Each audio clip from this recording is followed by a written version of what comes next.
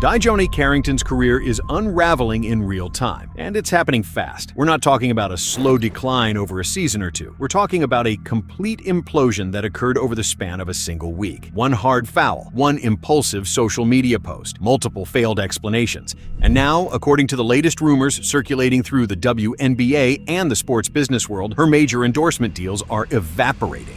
Dijonai Carrington is looking around the room like, oh my God, I've never been in this much fire.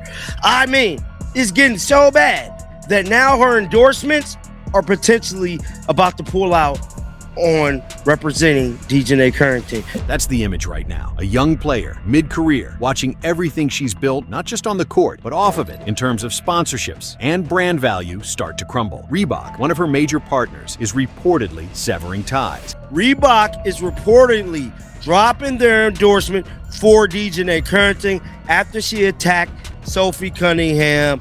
Let's go. And here's where it gets interesting. Here's where it becomes a story about more than just one player's poor judgment. According to the rumor spreading rapidly right now, Reebok isn't just dropping Carrington. They're redirecting their attention toward another Indiana Fever player, a more marketable one, a player who hasn't made impulsive decisions that tank her brand value. Caitlin Clark, the same player whose arrival on the Fever has been the center of so much drama and controversy this season. The same player whose team is now benefiting from another player's catastrophic error in judgment. This is the story of how one moment spirals into multiple crises, and how a player's own decisions turned a single bad play into a career-altering catastrophe. Before we talk about the collapse, we need to understand who is and what she had built. Carrington was drafted into the WNBA as a promising defensive talent. She came into the league with athleticism, defensive intensity, and the kind of competitive fire that coaches value. She wasn't a superstar scorer, that's not her game, but she was a solid rotating player who could contribute on both ends of the floor. More importantly, she had secured endorsement deals. Reebok saw something in her. They saw potential. They saw a young, athletic, marketable player who could grow into a bigger brand. For professional athletes, endorsement deals are crucial. They often represent as much income as or more than their actual salary. In the WNBA specifically, where salaries are substantially lower than NBA salaries, sponsorships can mean the difference between financial security and financial instability. Carrington had started to build that security. She was on a trajectory, not a superstar trajectory, but a solid, professional, sustainable trajectory. She was doing what professional athletes are supposed to do, developing on the court while carefully managing her off-court brand. And then one moment changed everything. It was a nationally televised game. The Chicago Sky against the Indiana Fever. Primetime basketball and audience watching. Sophie Cunningham, a Fever player and a colleague of in the women's basketball space, took off on a fast break, an easy opportunity. A moment where the game was there for the taking. Then Carrington came from behind. The foul wasn't defensive positioning. It wasn't a case of two players colliding while fighting for the ball. It was a deliberate, excessive, flagrant contact with no basketball purpose. Carrington wasn't trying to block the shot. She wasn't trying to contest the layup. She was trying to stop Cunningham through force, through a physical blow to the head and neck. That's not basketball. That's not competitive intensity. That's a choice. And the officials recognized it as such. Flagrant foul penalty 2. Automatic ejection. Out of the game immediately.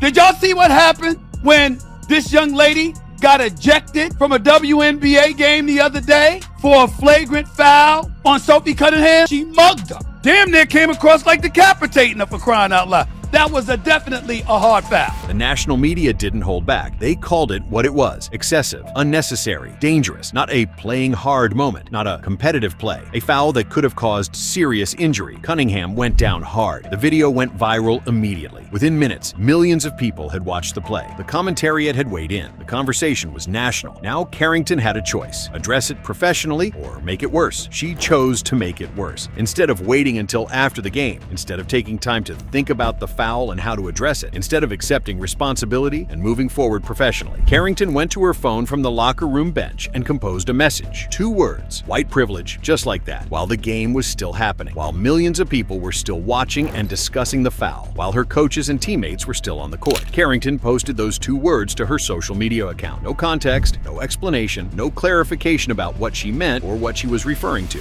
Dijonai Carrington tweeted out white privilege white privilege from the locker room of a game that she was playing in. Get this, she fouls Sophie Cunningham hard. Sophie Cunningham, obviously a white person, fouls her hard. Flagrant 2, gets ejected, goes to the locker room and tweets out white privilege in the middle of the game. The implication was immediate and inflammatory. The reason she was called for a flagrant foul was because of racial bias, because Sophie Cunningham is white, because the referees treated the foul differently because of race. Except that's not what happened. The foul was called immediately. Both referees saw it the same way. The review confirmed it. The call was correct. But Carrington had now injected race into a situation that was purely about basketball, about a bad, dangerous play that deserved a flagrant foul. The backlash was instantaneous and severe. The conversation shifted overnight. It was no longer about the foul. It was about Carrington's judgment. It was about her accusation. It was about her claim that race had influenced an official call. National media personalities weighed in. Sports analysts who had no personal stake in the game started discussing Carrington's tweet. The story had transformed from hard foul in WNBA game to player accuses officials of racial bias, and the responses were uniformly critical.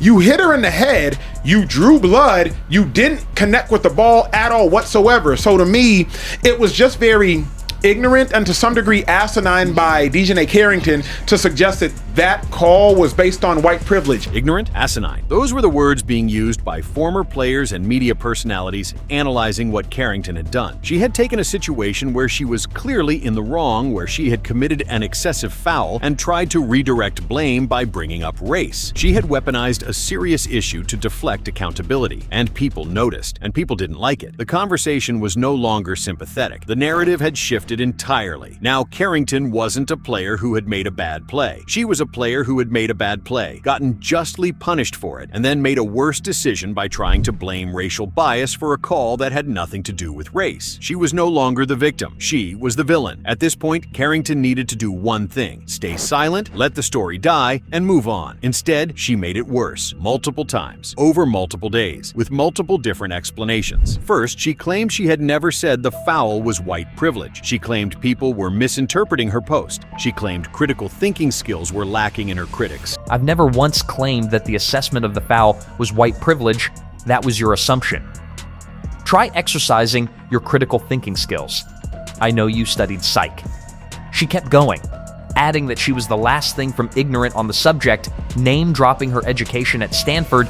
But she had posted white privilege. That's literally what she posted. The evidence was right there. The screenshot was everywhere. She couldn't unpost it, she couldn't unsay it, and now she was claiming she had never said it. The dishonesty was compounding the original sin. Then she tried a different approach. She invoked her education. She mentioned Stanford. She suggested that people questioning her intelligence were themselves ignorant. This played terribly. It came across as condescending. It seemed like she was suggesting that her Stanford education gave her special insight that everyone else was too stupid to understand. The perception became worse with each explanation. Each attempt to walk back the tweet seemed less sincere. Each new explanation seemed more defensive. The WNBA community, media personalities, and fans were watching this unfold and becoming increasingly convinced that Carrington wasn't taking responsibility. She wasn't accepting that she had made a bad play and then made a worse decision posting about it. She was doubling down. She was defending. She was attacking people who questioned her. This is how careers get damaged in the social media era. Not because of one mistake, but because of how you respond to that mistake. And then there was Sophie Cunningham's response. Sophie Cunningham is the fever player who was fouled. She's the one who went down hard. She's the one who experienced the excessive contact. She's the one who had every right to respond emotionally, angrily, defensively. But Sophie Cunningham handled it with complete professionalism. I believe the league is addressing that.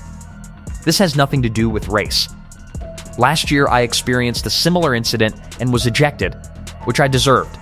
There's no reason to even bring race into this. She didn't attack Carrington. She didn't issue counterattacks on social media. She didn't try to justify why the foul was wrong or unfair. She simply, calmly, clearly stated the facts. The foul was addressed by the league. It has nothing to do with race, and there's no reason to introduce racial elements into a basketball play. That response made Carrington look even worse by comparison. Cunningham appeared composed, reasonable, and clear-headed. Carrington appeared defensive, dishonest, and increasingly unstable. This is crucial. In situations situations like this, the contrast matters. When one party handles something with grace and the other party spirals, observers notice. They remember that contrast, and they judge the spiraling party harshly for it. Carrington had lost the public relations battle entirely. Not because she had committed a flagrant foul, everyone understood that was excessive, but because her response to that foul was worse than the foul itself. Brands are watching this unfold too. Reebok didn't drop Carrington because of the flagrant foul. Flagrant fouls happen. Players get ejected. That's part of basketball.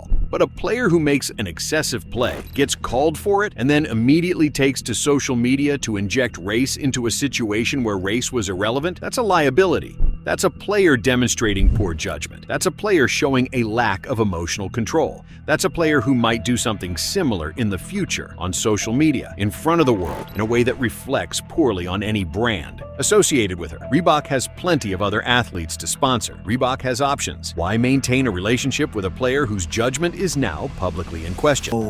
DJ Carrington just watched her entire career start to unravel in the span of 1 week, and the wildest part is she did almost all of the damage to herself. Her endorsements are potentially about to pull out. The cruelty of this situation is that Carrington did most of the damage to herself. The flagrant foul was bad, but it was a one-game consequence. Ejection, suspension, maybe some fines. The consequences would have been isolated. The tweet, the explanations, the defensive posturing that turned a one-game incident into a career issue. And the rumor is that Reebok is now looking elsewhere for their partnership. They're looking towards someone with better judgment, someone with a cleaner brand, someone like Caitlin Clark. There's a certain irony in who Reebok is allegedly considering as Carrington's replacement, Caitlin Clark, the same player who Carrington's teammates have been resentful of, the same player who has been at the center of this season's chaos on the Indiana Fever, the same franchise that both players represent. From a business perspective, it makes sense. Clark is the biggest star in women's basketball. Clark has the largest platform. Clark commands the most attention. Of course, Reebok would want to be associated with Clark, but from Carrington's perspective, this must sting in a particular way. She's not just losing a sponsorship, she's losing it to a teammate. She's losing it to a player on her own franchise. She's watching the opportunity that could have been hers